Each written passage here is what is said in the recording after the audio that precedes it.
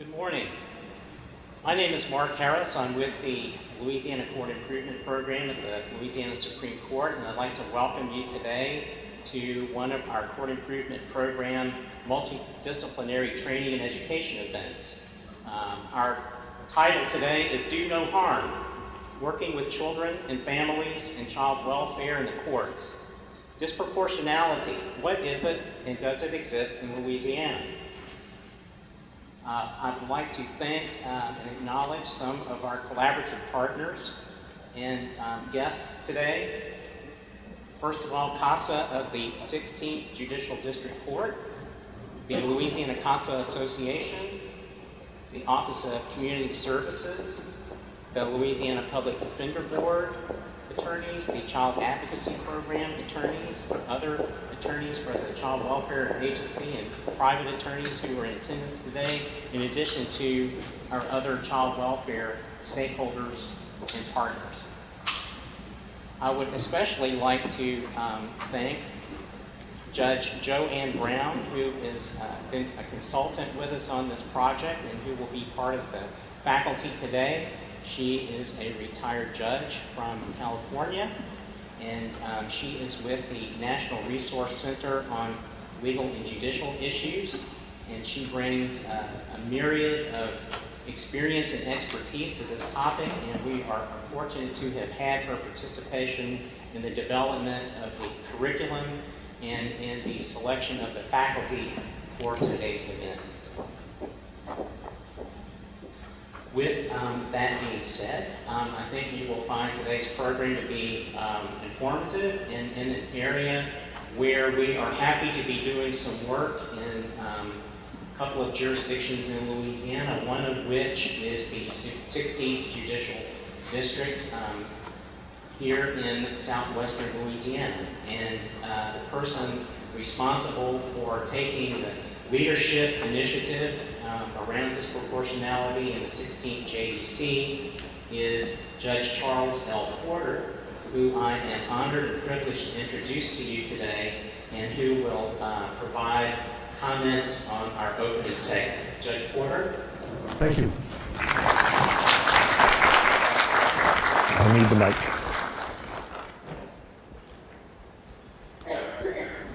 mic. Good morning. It's nice and cold, Christmassy weather. I hope you're enjoying it. Heard that there will be snow probably this weekend. Isn't it wonderful? It's good to be with you, and good to be with you in this new venue. We hope you enjoy the multiple disciplinary training for judges and attorneys, social workers, and child advocates. Do no harm, disproportionality, and child welfare. I'd like to, at this time, take a moment to thank the other judges of the 16th Judicial District who welcome you to the area, and happy holidays from all of the members of the bench: Judge John Connery, Judge Keith Como, Judge Paul DeMai, Judge Lori Landry, Judge Ed Leonard, Judge James McClellan, Judge Jerry Watney, and yours truly. Again, welcome also to Judge Joan Brown from Alameda County, California, National Resource Center on Legal and Judicial Issues, ABA Center on Children and the Law. We also are indebted to Attorney Mark Harris with the Court Improvement Project, Louisiana Supreme Court, Judicial Administrator's Office. The words used to describe differences among children and families of different races are disproportionality and disparity. Most of my opening comments are from the materials of Robert B. Hill and the work of the various Casey charities and nonprofits who work in the child welfare area and produce significant and insightful material.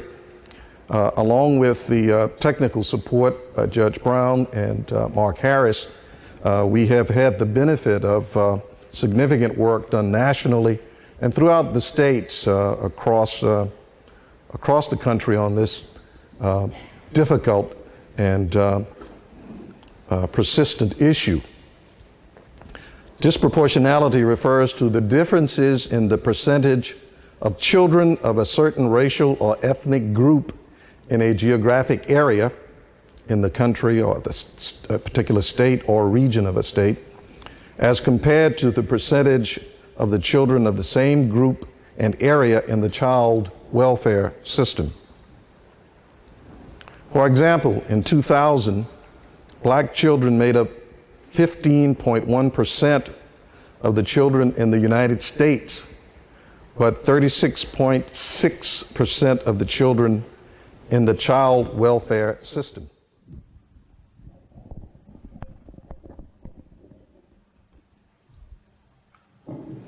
Pardon me, I forgot my view on America.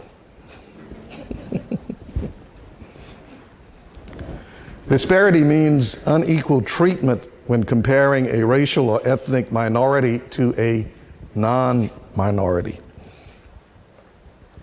This can be observed in many forms, including decision points in the child welfare system, such as reporting, investigation, substantiation, foster care placement, and exit, treatment, services, or resources.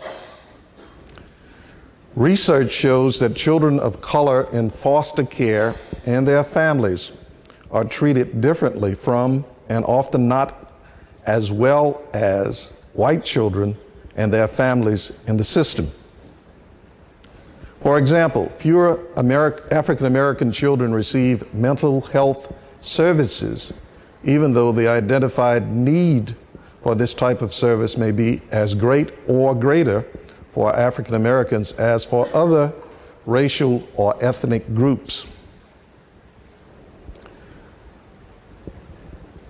I have liberally taken from Breakthrough Series Collaborative, Reducing Disproportionality and Desperate Outcomes from Children and Families of Color in the Child Welfare System, another Casey Families program. And it also talks about the previous analysis, which have shown that black children are overrepresented in the child welfare system in every state, including Louisiana. The statistics paint a disturbing picture. At every point along the child welfare continuum, children and families of color are represented in numbers that far exceed their relative proportion of the population. Native American, American Indian, and Alaska Native children are overrepresented in the jurisdictions in which they reside. Hispanic children are overrepresented in more than 10 states, and their representation in the child welfare system is on the rise. At the same time, Asian, Native Hawaiian, and Pacific Islander children tend to be underrepresented in the child welfare system.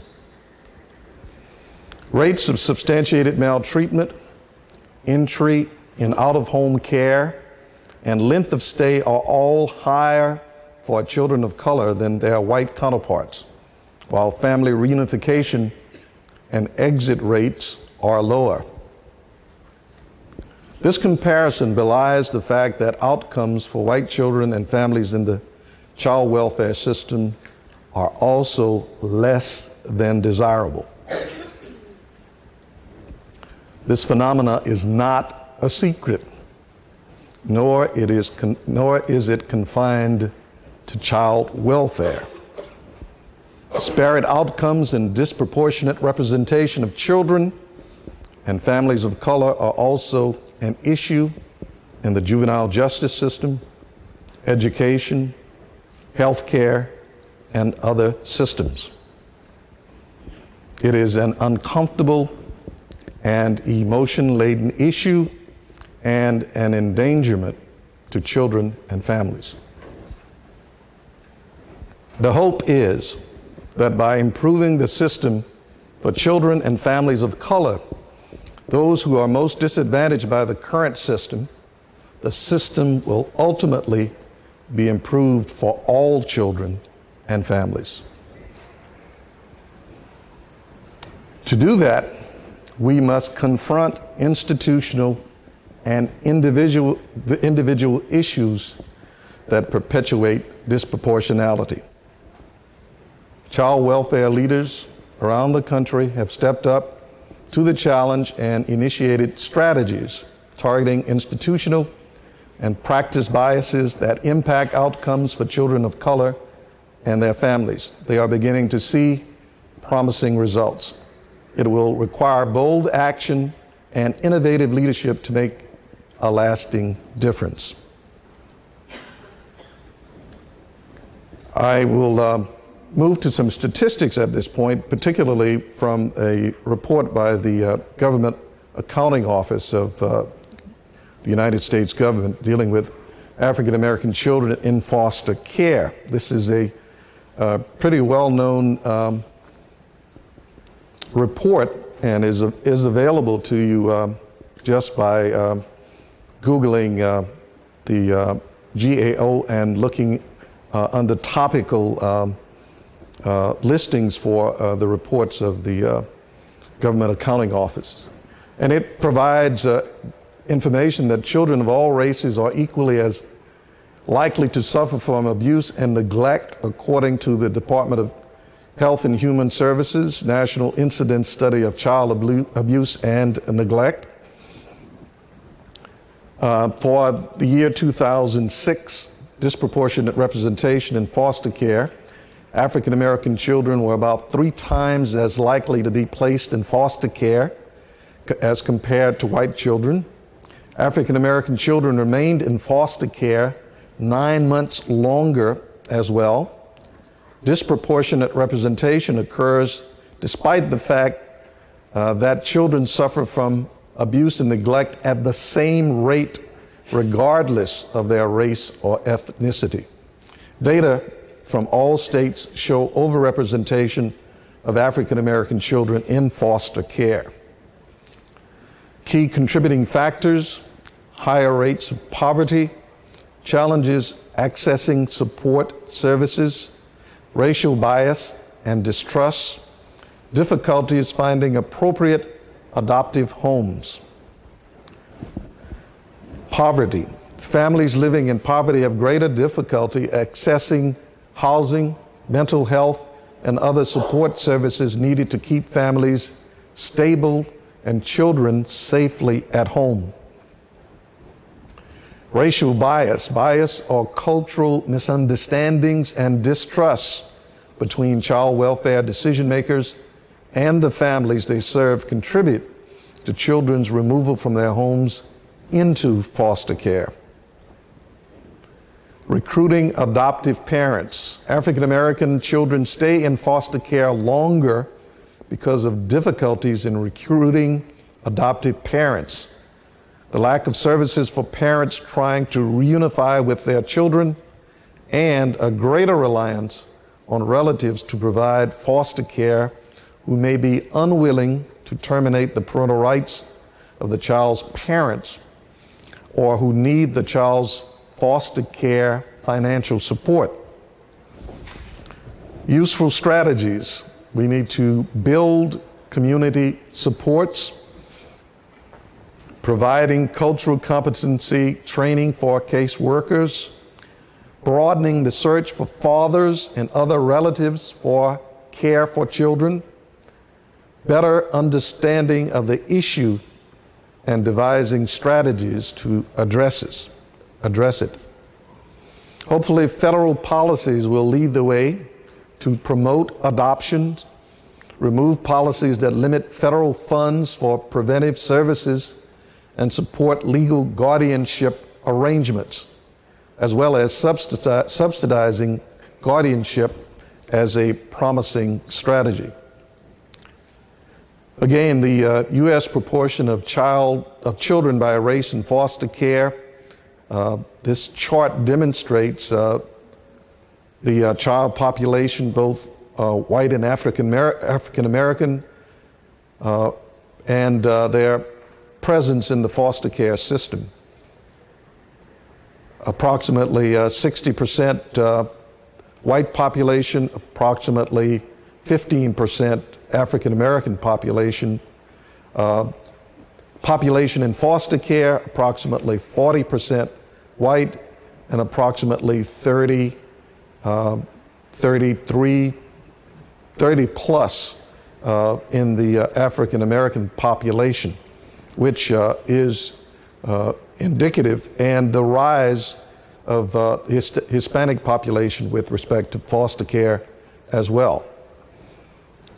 A look at data in the state of Louisiana as compared to Louisiana population in Orleans Parish and that metropolitan area, and the metropolitan area of Lafayette for 2007.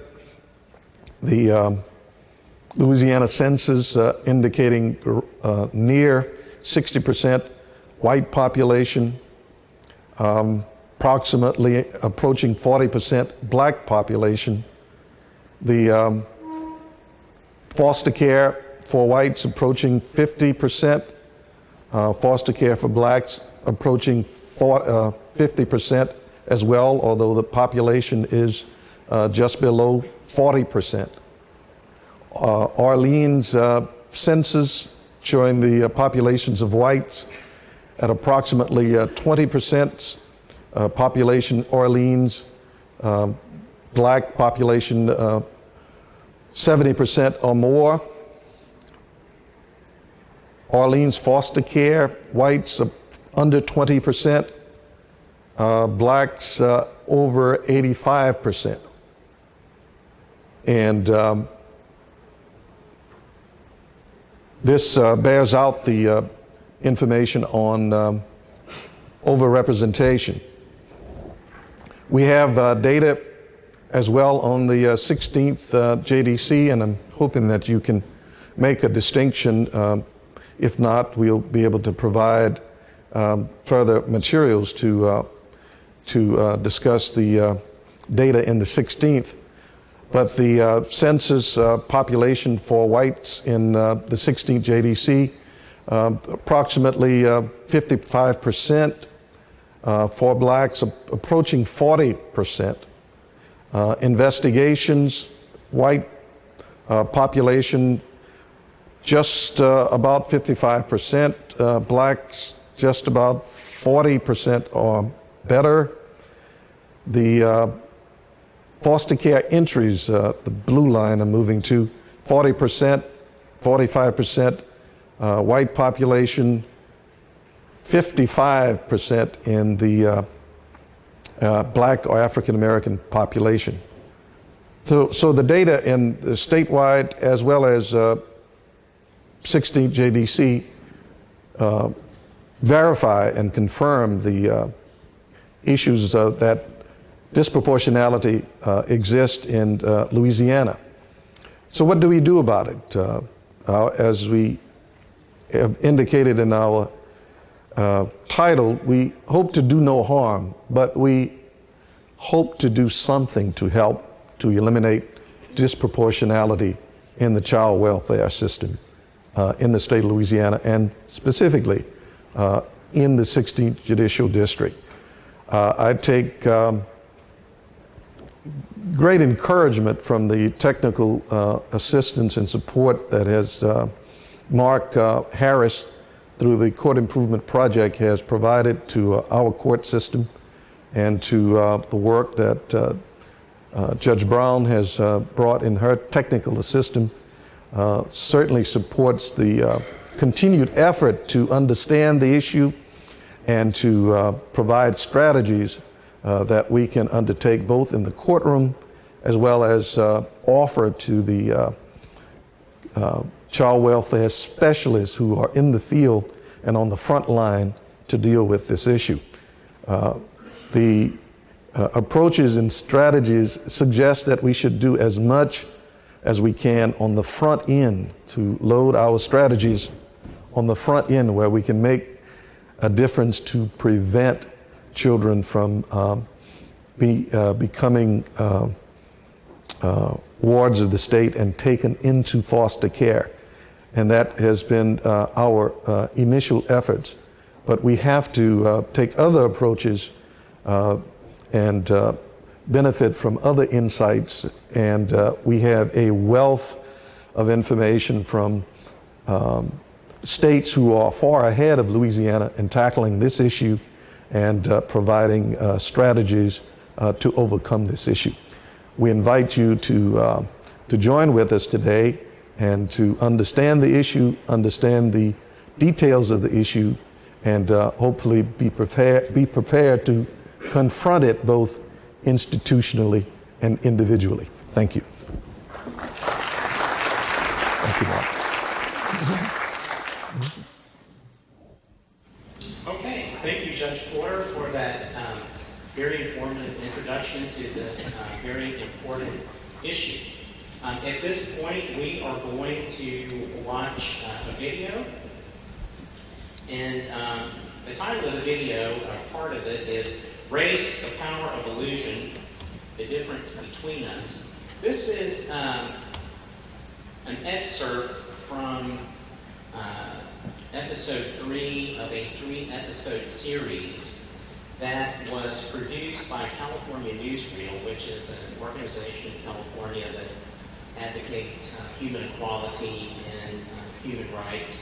The funding for the production of this event was provided by the Ford Foundation, which is a huge national philanthropic organization that is endowed by the fortune of the Ford Motor Company, and which has an arm which is very much dedicated to equality and human rights. So a lot of time, effort, energy, and money went into the production of this video, and it was broadcast on public television on PBS.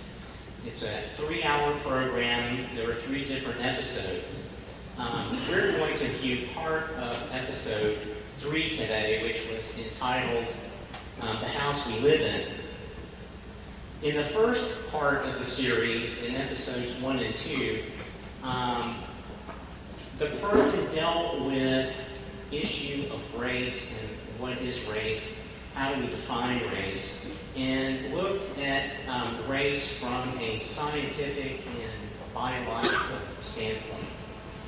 And there were a number of eminent scientists or researchers who were involved in doing research and who were interviewed in the earlier episodes of the series, who looked at things like DNA, chromosomal makeup, blood typing, and found that there were no common indicators in those genetic makeups that would identify a particular race.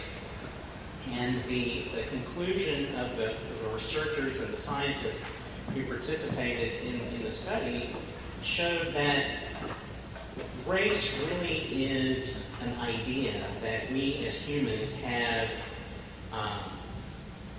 used to describe persons with particular physical characteristics like eye shape, skin color, hair texture. And that race is really an idea or an invention of human beings to categorize people generally into pretty large domains. But that underlying that, down at the chromosomal and the DNA level, there are really no common markers for all persons within a race, in quotes, as we commonly think of it. So by the time we get to episode 3, The House We Live In, which we're going to view part of here in just a moment, the question that we're attempting to answer here is, if the idea of race is really an idea, and it's not rooted in biology as a scientific fact, then what is it? Why are we having this discussion? Why are children of color occur disproportionately in the child welfare systems, and persons of color appear disproportionately in other systems, in the juvenile justice system, in the mental health system? Why is it that homes in quote-unquote white neighborhoods sell for more than homes in other area hoods where there are different concentrations of racial diversity? What is it? Why is it? Why are children of color and persons of color more likely to come into contact with governmental agencies? And so I hope you will pay special attention to the video, and I think we may have some better insight after we view the video. So let's see that now.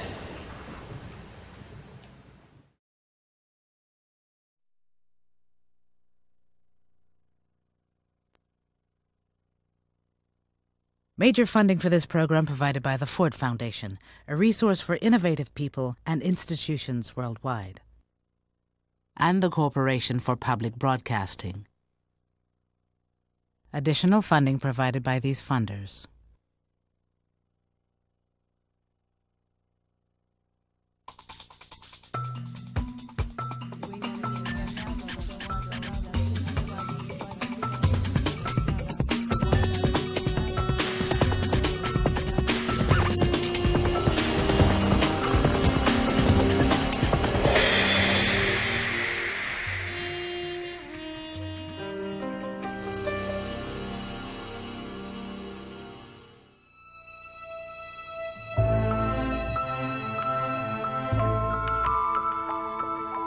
It is all around us. It is an illusion and yet profoundly real. What we perceive as race is one of the first things we notice about each other. Skin, darker or lighter. Eyes, round or almond. Blue, black, brown. Hair, curly, straight, blonde, or dark. And attached to these characteristics is a mosaic of values, assumptions, and historical meanings. Even those of us who claim we don't believe the stereotypes can easily recite them. The average person on the street thinks that race consists of differences in physical appearance. They also think that from looking at a person's physical appearance, that they can find out or know more subtle things about them. Race is not a level of biological division that we find in anatomically modern humans. There are no subspecies in the human beings that live today. And that's quite shocking to a lot of individuals. When you look and you think you see race, to be told that no, you don't see race, you just think you see race. That, yeah, it's based on your cultural lens. That's extremely challenging. Just because race isn't a biological reality doesn't mean it isn't real. Being classified as Asian, or Black, or Latino has never carried the same advantages in our society as being white. Race in itself means nothing. The markers of race, skin color, hair texture, the things that we identify as the racial markers mean nothing unless they are given social meaning and unless there's public policy and private actions that act upon those kinds of characteristics. That creates race. Physical differences don't make race. What makes race are the laws and practices that affect life chances and opportunities based on those differences. If we look carefully, we can see how our institutions and policies have assigned racial identities and reinforced racial inequality throughout the 20th century. And this is something I think that all immigrant groups experience in one way or another when they come to America, no matter what point in time it is, because they come to a country that has historically always been highly racialized. It's a country where race has its origins in slavery, as well as in the conquest of Native American Indians. So anybody coming from the outside after that point has to fit into this racialized society in some way. And it's not always clear how people are going to fit in right away.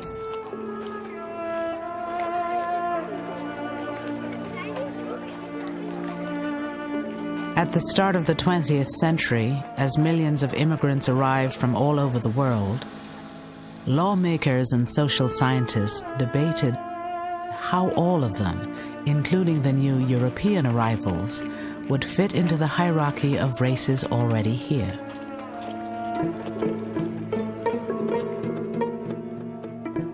They came seeking economic opportunity, freedom, and a future for their families.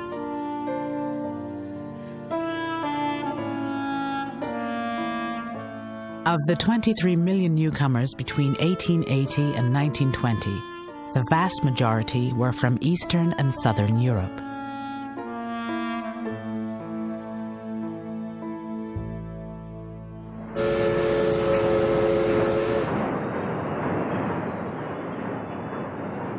Immigrants often worked the hardest, poorest paying, and most dangerous jobs, along with the so-called inferior races already here: blacks, Mexicans, and Chinese.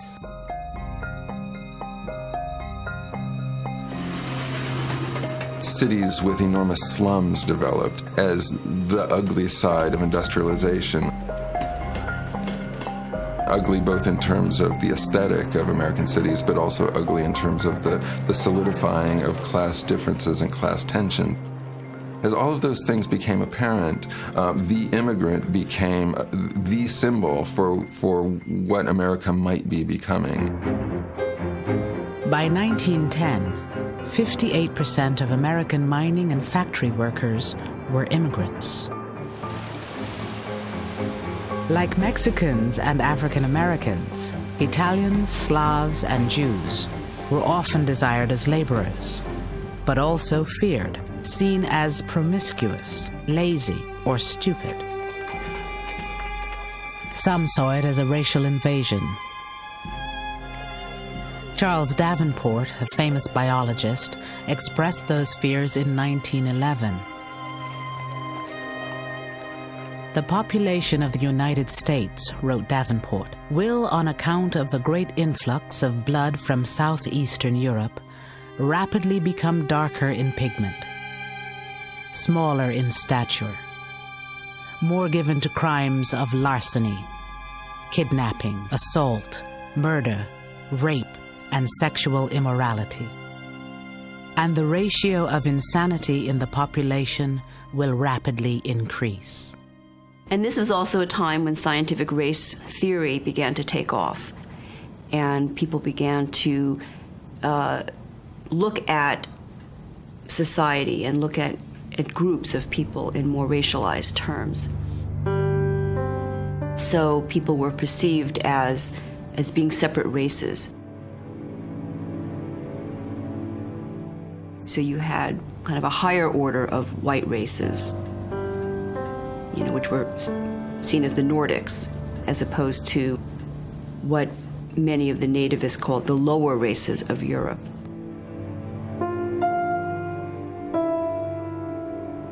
There are various groups like the American Breeders Association, the Eugenics Research Association, who not only are doing research on various racial types, in this case, Hebrews, Slavs, Mediterraneans. What we would call now the Caucasian race would break it down to 35 or 37 or 45 races for study. And a lot of the language was beginning to get at the idea that those differences were actually rooted in reproduction. They were rooted in heritable traits. They were heritable, they were biological, they were immutable. The more the newcomers were forced into low-paying jobs and diseased tenements, the more these conditions were explained as natural consequences of their innate racial character. Biology was destiny. Which side of the racial divide you found yourself on could be a matter of life or death.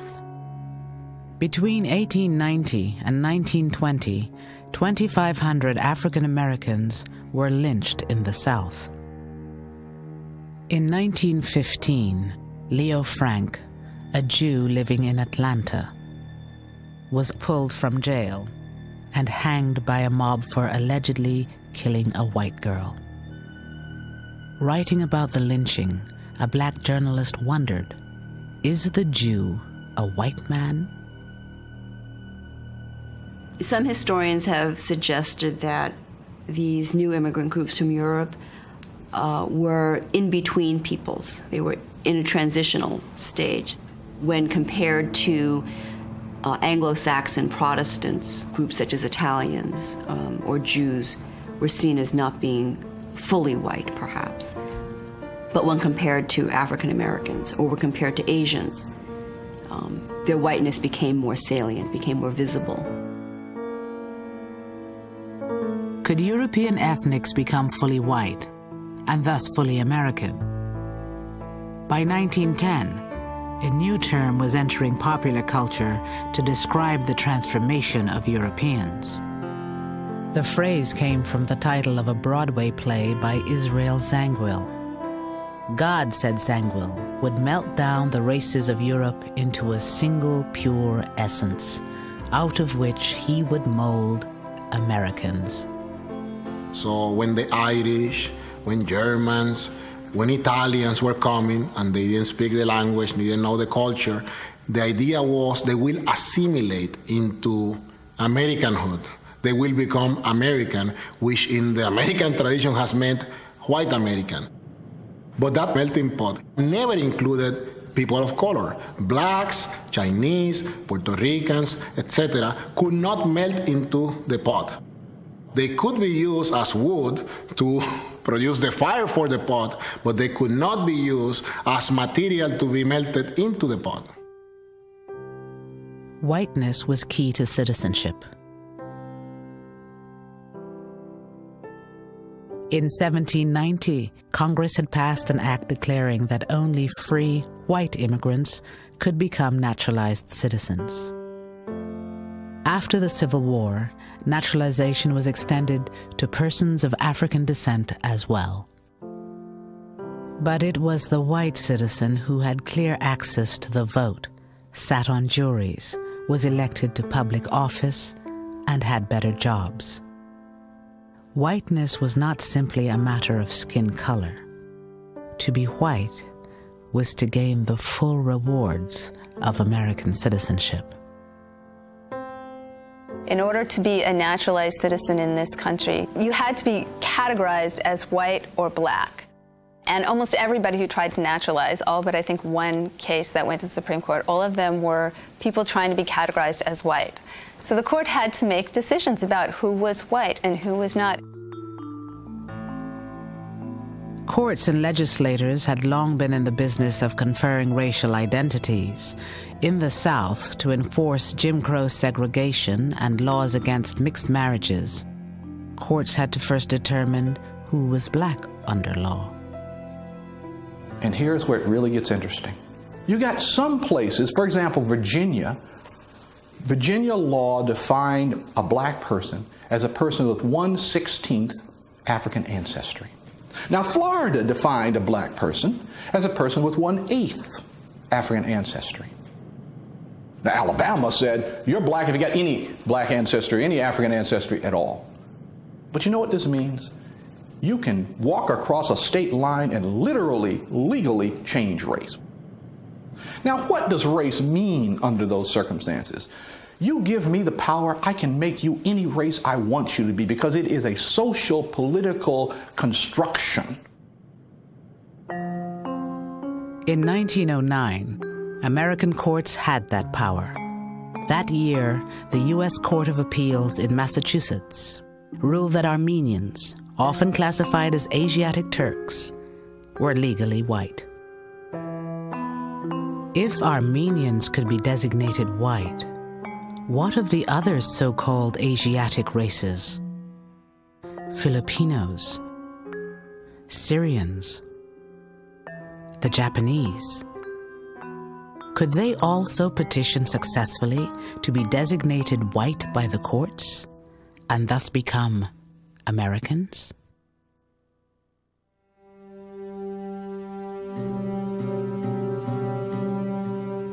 In 1922, when Japanese businessman Takao Ozawa petitioned the Supreme Court for naturalization, many in the Japanese community believed his was the perfect test case. Takao Ozawa came from Japan, went to the University of California at Berkeley for a few years, then moved to Hawaii where he had a family, and he applied to become a naturalized citizen in 1915. My father wrote his own brief and everything, and he was really devoted. He wanted to become an American citizen, and nothing would stop him. He was determined. Japanese growers in California watched Ozawa's case closely. By 1920, a series of Alien Land Acts prohibited many non-citizens from owning or leasing land. Without a legal designation of whiteness to make them citizens, Japanese immigrants could not have the full protection of American law, no matter how long they lived in the country. In his brief, Ozawa argued that his skin was as white as any so-called Caucasian, if not whiter. But he made a much more important second argument. But his second argument was that race shouldn't matter for citizenship. What really mattered was a person's beliefs. My honesty and industriousness are well known among my Japanese and American friends. In name, Benedict Arnold was an American, but at heart he was a traitor. In name, I am not an American, but at heart, I am a true American. The articles would come out in the paper. I thought, oh, what did he do? You know, I thought only bad things came out in the paper, and I was kind of ashamed, you know, when I was a child. And it was just the way we were brought up. I didn't have any Oriental friends. My neighbors were all Caucasian, and so he was so determined to get us, well, when the time came, to be American citizens. The Supreme Court ruled that Ozawa could not be a citizen. They said he was not white within the meaning of the statute and therefore not eligible to citizenship.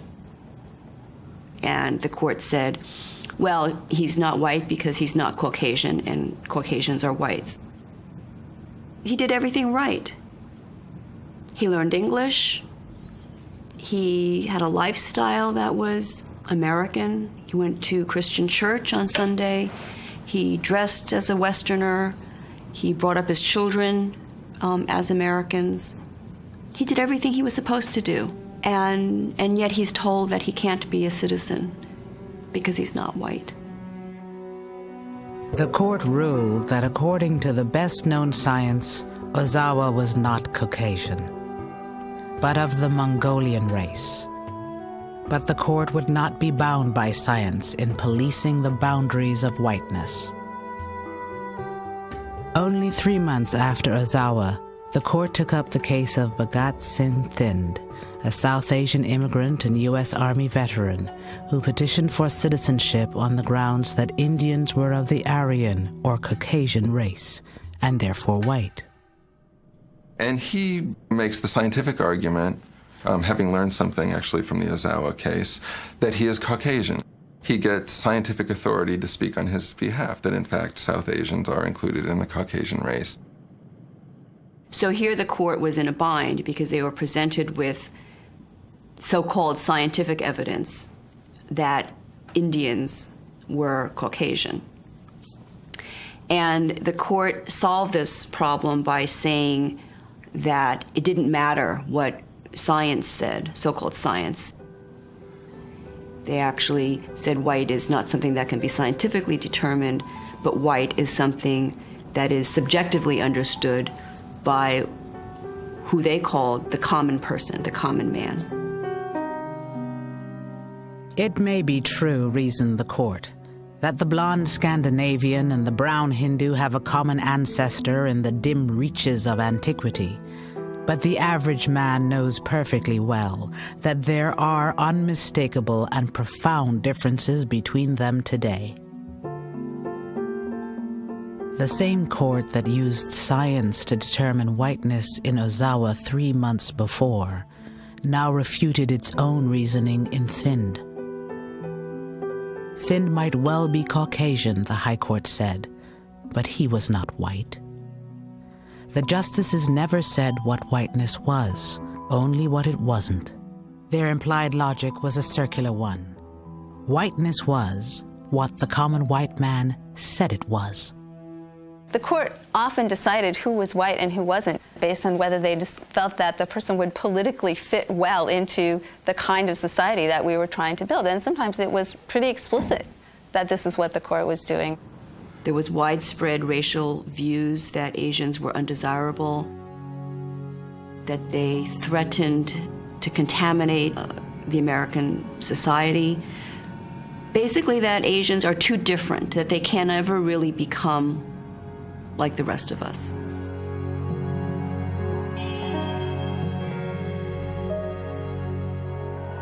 The consequences of the unanimous verdict in U.S. versus Thind were catastrophic for the Indian community. South Asians who had naturalized before the verdict were stripped of their citizenship and property. Vaishno Das Begai was a successful merchant who fled British tyranny in India to raise his family in a free country. After his American citizenship was revoked, he took his own life. He left a suicide note for his family and another for the public. But now they come and say to me I am no longer an American citizen. What have I made of myself and my children? We cannot exercise our rights. We cannot leave this country. Humility and insults, blockades this way, and bridges burned behind.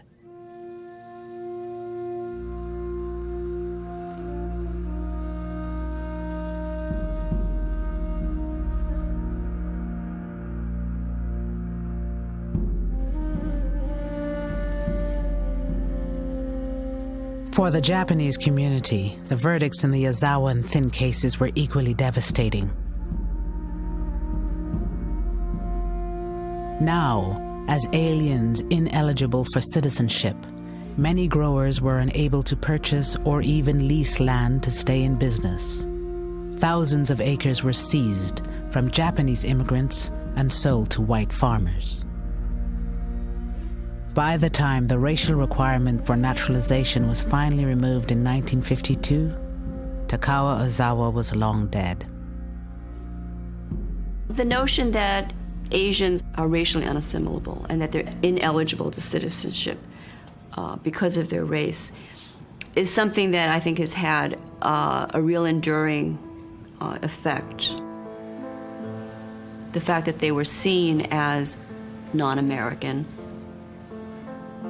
enabled many Americans to see them as the enemy and to strip them totally of their civil liberties and to put them in internment camps during World War II. The legacy of this idea is that even those who are third or fourth generation Asian Americans are still perceived as foreigners. In 1924, Congress passed the Johnson-Reed Immigration Act, which effectively banned Asian immigration until 1965. Johnson-Reed also cut immigration from Eastern and Southern Europe to a trickle.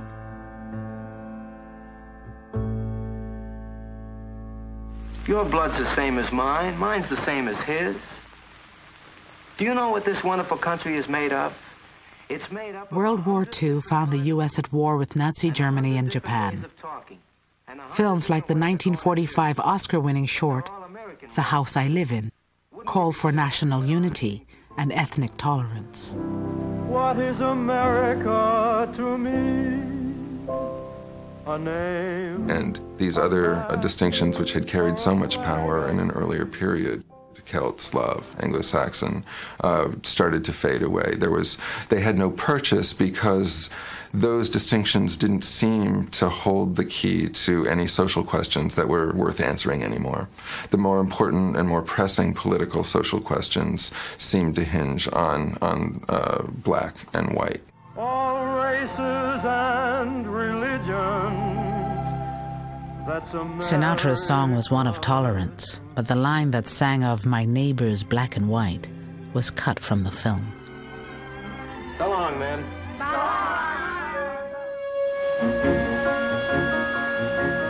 European immigrants were learning that whiteness was more than skin color. It was the privilege of opportunity, and above all, exclusive. There's this whole very standard narrative of the European mobility model. We came here with nothing, we worked hard, we pulled ourselves up by our bootstraps. And it's offered up as proof of the openness of the American economic order. Left out of the bootstrap myth of European ethnics was access to opportunities closed to non-whites. Roosevelt's New Deal reforms offered many Americans a path out of poverty. This Social Security measure gives at least some protection to 50 million of our citizens. But the original Social Security program excluded farm workers and domestics, most of whom were non-white. And many unions locked blacks and Mexicans into low-paying jobs or kept them out altogether. But perhaps the best example of how European ethnics would finally gain the full benefits of whiteness came with an innovation in housing at the end of World War II.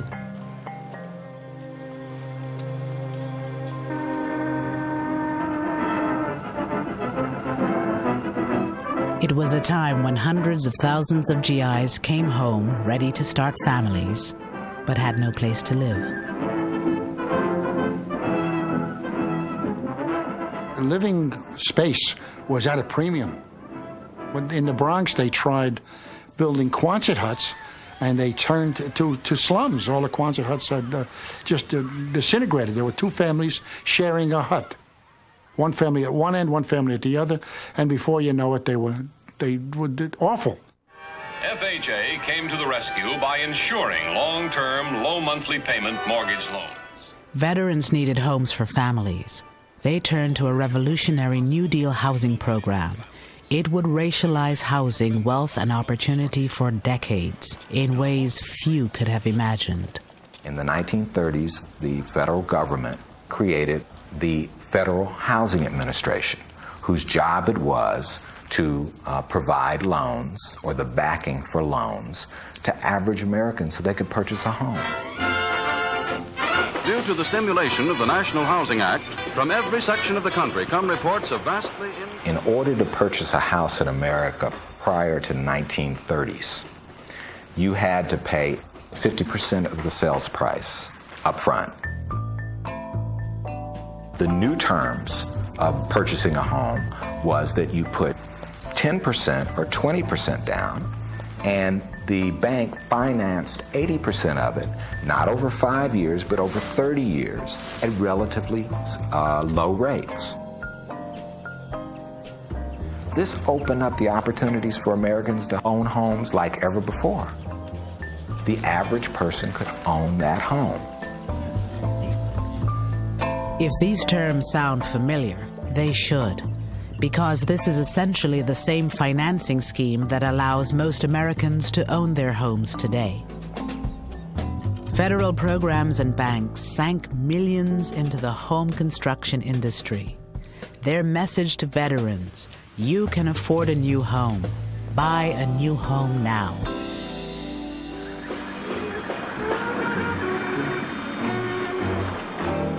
On the outskirts of Baltimore, Memphis, Chicago, Los Angeles, Denver, and other cities, brand new communities sprang up.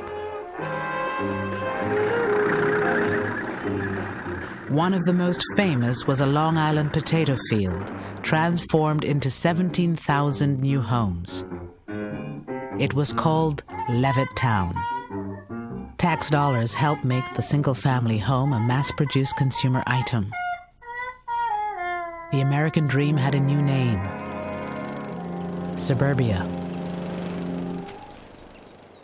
You have to remember the people who came here in 1947, 1948 were young ex-GIs whose uppermost concern was taking advantage of the GI Bill and making things better for themselves.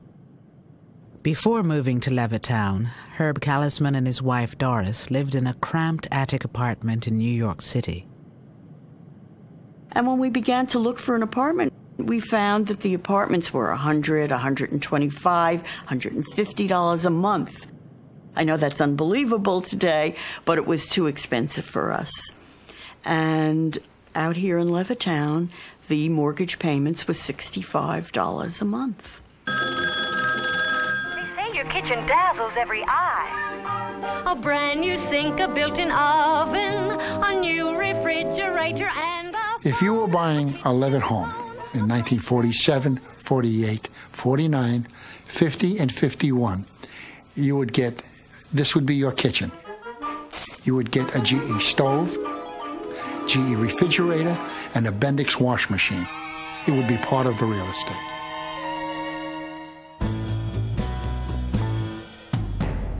We came to Levittown and we found the model house, and we walked in and we looked around, and of course in the eyes of a young man who was raised in the ghetto, so to speak, it was an interesting experience, interesting lifestyle, seeing all the new modern conveniences, very fascinating. Eugene Burnett came home with almost 1 million other black GIs. They had fought for the country in segregated ranks. They returned hoping for equality and the American dream. For many, that dream was a new home for little money down and some of the easiest credit terms in history. I went up to the salesman. We're interested in your home, we're interested in buying one, and what is the procedure? Is there an application to be filled out? So forth. So he looked at me, looked around, and he said to me, he says, listen, it's not me, but the owners of this development have not as yet decided to sell these homes to Negroes. It was as though it wasn't real. You can't imagine. But for someone to come out and actually tell you that they can't sell to you, you know, I was really on an up. Man, look at this house. Can you imagine having this? And then for them to tell me because of the color of my skin, I can't be a part of it. The FHA underwriters warned that the presence of even 1 or 2 non-white families could undermine real estate values in the new suburbs. These government guidelines were widely adopted by private industry. Race had long played a role in local real estate practices. Starting in the 1930s, government officials institutionalized the national appraisal system, where race was as much a factor in real estate assessment as the condition of the property. Using this scheme, federal investigators evaluated 239 cities across the country for financial risk. So that those communities that were all white, suburban, and far away from minority areas, they received the highest rating, and that was the color green. Those communities that were all minority or in the process of changing, they got the lowest rating,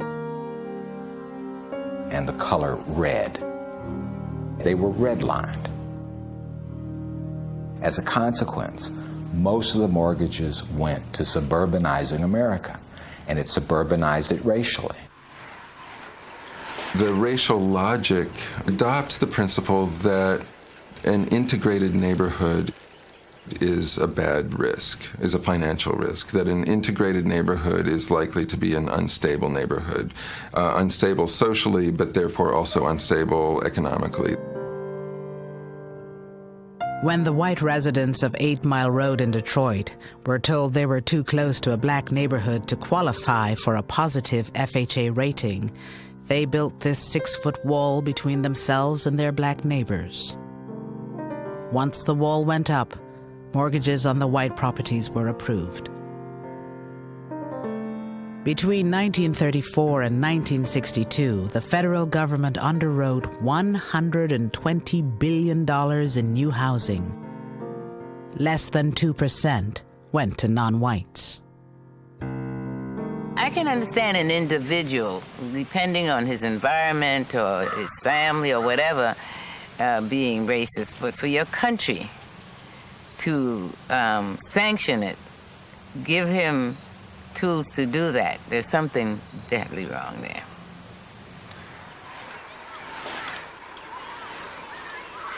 I think we had the golden chance after World War II, and we flubbed it, because here we had a GI Bill that was that was available to everybody, but in a way they didn't make it available to everybody, and that was a golden opportunity in this country, and we missed it. We really missed it. You can always tell, can't you? A town with good real estate people is a more substantial community because more people own their own homes. That's right. And now it's sort of hard to believe that the federal government nationalized and introduced redlining. In a funny way, it wasn't just giving something to whites, it was constructing whiteness. Whiteness meant, as in the past whites had meant being a citizen and being a Christian, it now meant living in the suburbs. Only 50 years before, European ethnics were believed to be distinct races.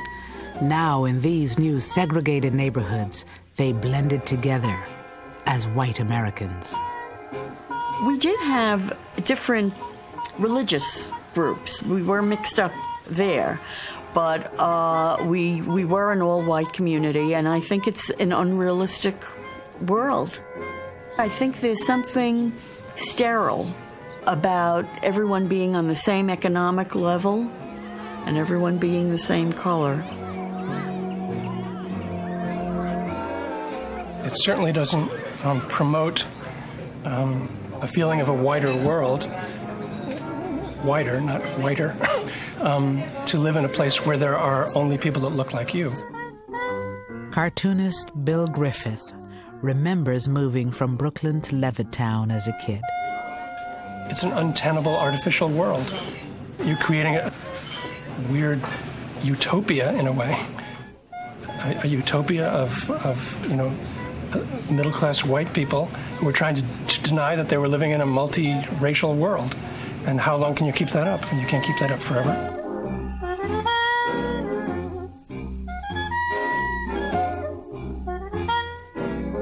Whether there were going to be black people in Levittown was just, it would be almost the equivalent of saying, are there going to be Martians in Levittown? Basically, the idea of whiteness is who's included, who's part of the family, and it has material consequences. Blacks weren't completely left out of the housing market. The housing market that they were exposed to was largely public housing. And public housing, first of all, was built almost exclusively, with a few exceptions, in the central city. And after World War II, we started building these larger and larger public housing projects, which are called vertical ghettos. All of a sudden, you're concentrating large numbers of poor people of color in one place. Another federal program, urban renewal, was supposed to make cities more livable. 90% of all housing destroyed by urban renewal was not replaced. 2/3 of those displaced were Black or Latino. Fair housing for all human beings who live in this country is now a part of the American way of life. In 1968, President Johnson signed the Fair Housing Act. For the first time, racial language was removed from federal housing policy. Non-white families began moving into traditionally white communities in numbers.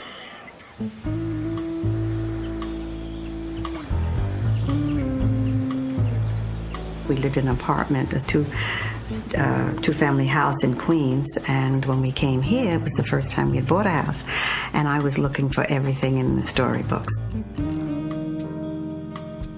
The Frisbees moved from Queens to suburban Roosevelt, only a few miles from Levittown. Like the Frisbees, many non-white families would discover the economic value of race in the real estate market. They watched as their homes and neighborhoods in suburbia declined precisely because they had moved into them.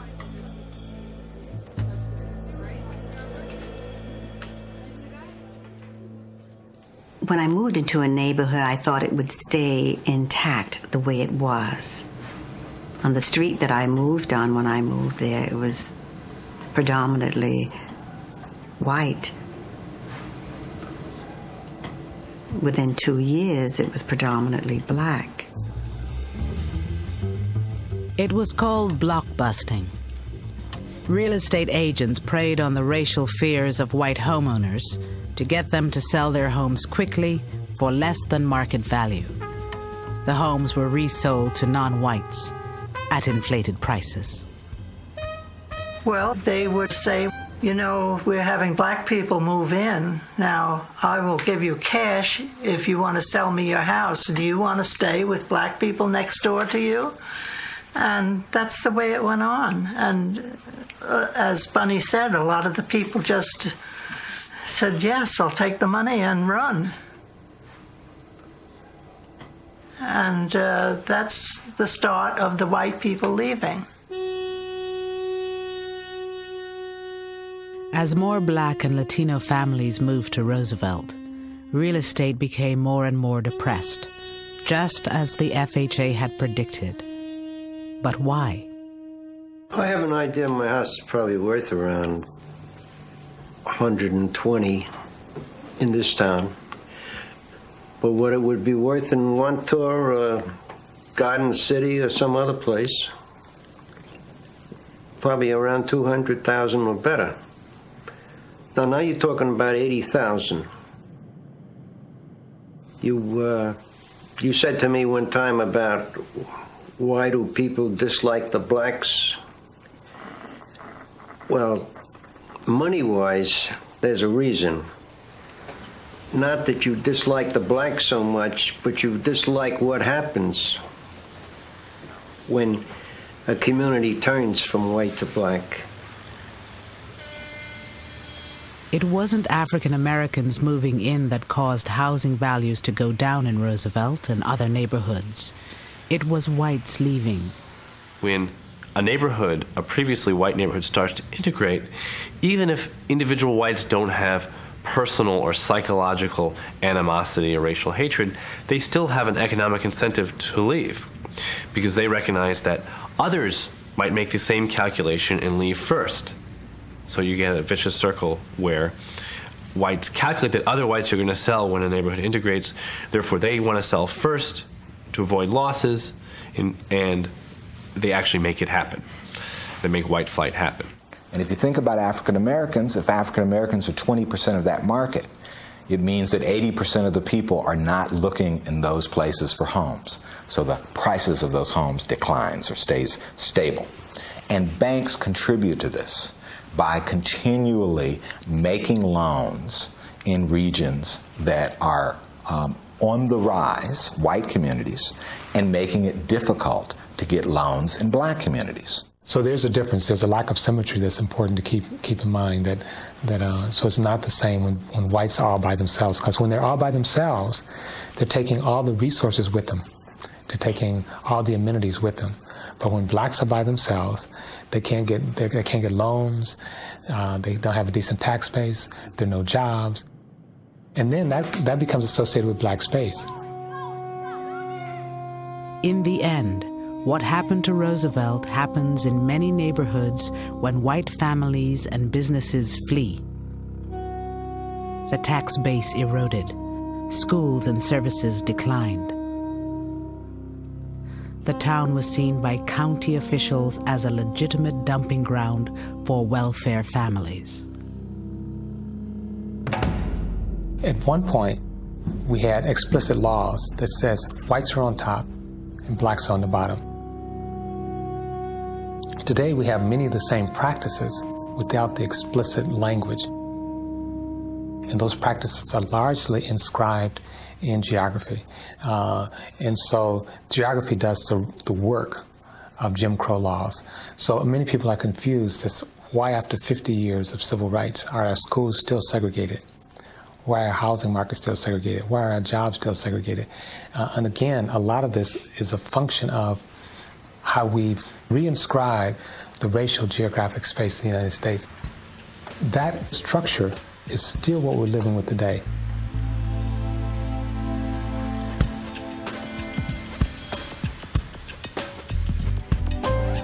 As homes in white communities appreciated in value, the net worth of these white families grew.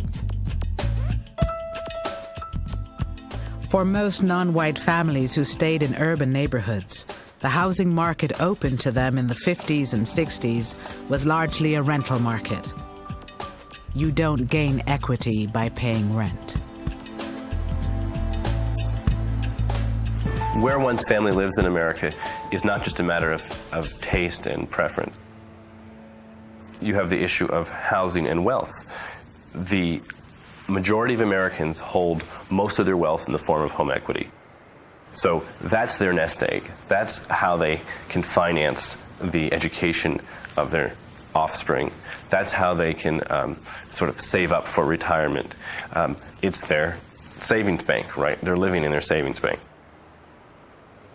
My family, like a lot of families, was in Detroit struggling to buy a house. You had a dual housing market, one white, one black. A housing market with one with a lot of demand, another housing market with very little demand. My father lives in the house that I grew up in. That house today, 5-bedroom house, is worth about $20,000. That same house bought in the suburbs would be worth today about $320,000. So whites moving to the suburb were being subsidized in the accumulation of wealth, while blacks were being divested. And these were public policy decisions in which, on one hand, people were given access to property, given title, and subsequently wealth, and on another hand, where people were not given access to property, did not generate wealth, and did not generate the kind of opportunity for their next generation. So if you can get a government loan and with your GI Bill, your newly earned college degree, and buy a house in an all-white area that then appreciates in value, that then you can pass on to your children, then you're passing on wealth that has all been made more available to you as a consequence of racist policies and practices. To the child of that parent, it looks like my father worked hard, bought a house, passed his wealth on to me, made it possible for me to go to school, mortgaged that house so I could have, you know, a relatively debt-free college experience and finance my college education. How come your father didn't do that? Well, there's some good reasons why maybe your father had a harder time doing it if you're African American or Latino or Native American. And the thing that's really slick about whiteness, if you will, is that most of the benefits can be obtained without ever doing anything personally. For whites, they're getting the spoils of a racist system, even if they're not personally racist. To glimpse one of the far-reaching consequences of racial inequality, you need only consider one statistic: comparative net worth or wealth. If you add up everything you own and subtract all your debts, what's left is your net worth. Today, the average black family has only 1/8 the net worth or assets of the average white family. That difference has seemingly grown since the 1960s, since the civil rights triumphs, and is not explained by other factors like education, earnings rates, savings rates. It is really the legacy of racial inequality from generations past. No other measure captures the legacy, the sort of cumulative disadvantage of race, or cumulative advantage of race for whites than net worth or wealth. Even with the same income, white families have on average twice the wealth of black families. Much of that difference lies in the value of their homes. But what happens when we compare families along the color line who have similar wealth? When you make the right comparison, when you compare a black kid from a family with the same income and wealth level as the white kid from the similar economic situation, rates of college graduation are the same. Rates of employment and work hours are the same. Rates of welfare usage are the same. So when we're talking about race in terms of a cultural accounting of these differences or a genetic accounting of these differences, we're really missing the picture because we're making the wrong comparison.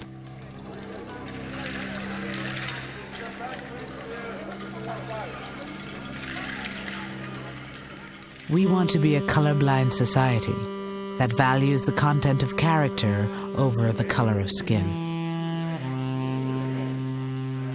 The hope of thousands of newcomers who arrive each year is that we already are. To the flag of the United States of America and to the republic of which I don't see color. I see people, the saying goes. There are people from 100 other nations who look different from you. People whose religion, history, skin color, and reason for being here today may be different from yours. But in post-civil rights America, is color blindness the same as equality? The notion of color blindness came to us from that famous I Have a Dream speech of Dr. Martin Luther King, where he said that people should be judged by the content of their character and not by the color of the skin. And what has happened in the post-civil rights era is that whites have assumed that we are already there, that we're in a society where color does not matter.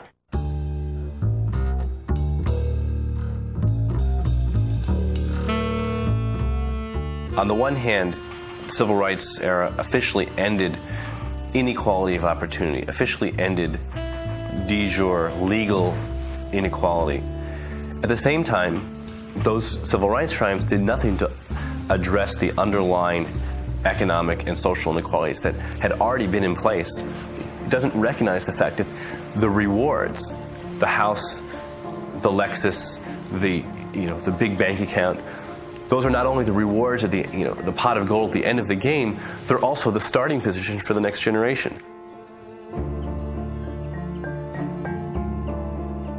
The wealth gap grows. The advantages of being white accumulate from one generation to the next. What are the benefits or the advantages to being white in a society that has historically given benefits and advantages to members of the dominant group? And If you are a person who has that privilege, you don't necessarily notice it. So until we recognize that there's really no way to talk about equality of opportunity without talking about equality of condition, then we're stuck with this paradoxical idea of a colorblind society in a society that's totally unequal by color. Claiming we don't see race won't end racial inequality. As Supreme Court Justice Harry Blackmun said, to get beyond racism, we must first take account of race. There is no other way. And just as we're born into this system, we don't ask to be loaded up with stereotypes or omissions or distortions when we come into the world. We don't ask to be in a structure which is unfair, but that's what we have inherited. Whether you identify as a person of color, whether you identify as a white person, it doesn't matter. I think we have to be uncomfortable with the present racial arrangement. In a sense, I think we have to be willing to be uncomfortable, willing to demand more of ourselves and more of our country, and willing to make the invisible visible. I think we all have to think about, what can I influence? I don't influence everything, but the things I do influence, I can think about, how am I making this a more equitable environment? I can ask myself, who's included in this picture and who isn't? Who's had opportunities in my environment and who hasn't?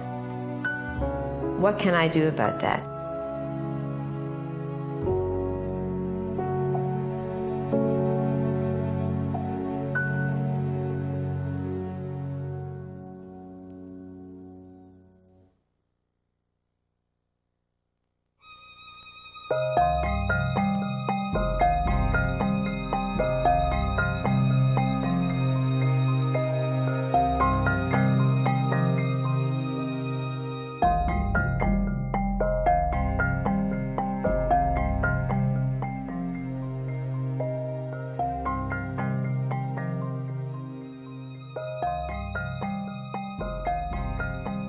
To learn more about rethinking race, visit PBS online at pbs.org. To order the video set of Race, The Power of an Illusion, call 1-877-811-7495 for educational use only.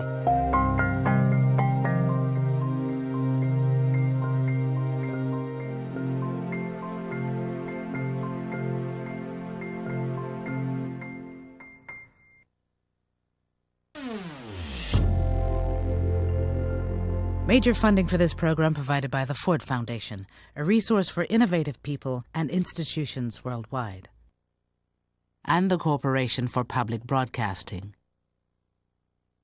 Additional funding provided by these funders.